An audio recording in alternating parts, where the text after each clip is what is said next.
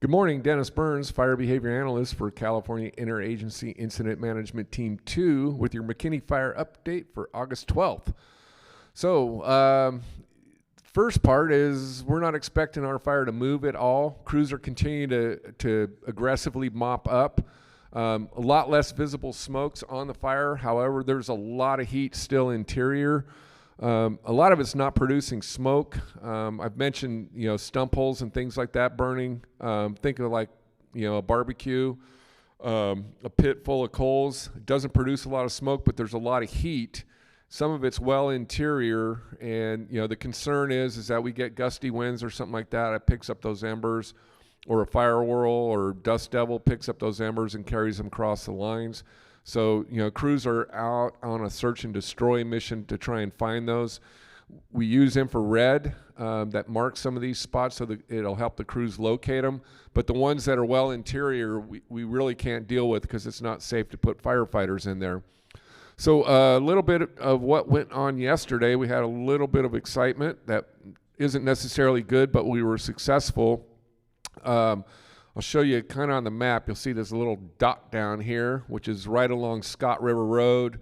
As a reference, probably halfway between Willow Creek Road and the Scott River Lodge. We had a new start, and because it's within what we call our TFR, which is temporary flight restrictions, we assist the forest in dealing with the initial attack on fires within that TFR. So we sent resources there. The Klamath National Forest sent resources, and CAL FIRE, the local Siskiyou unit, sent resources. We held the fire at about 15 acres, 15 acres. It was on a very steep slope. Fortunately, it was sheltered from the wind. We saw a lot of spot fires from that fire, but the distance that they traveled was not significant.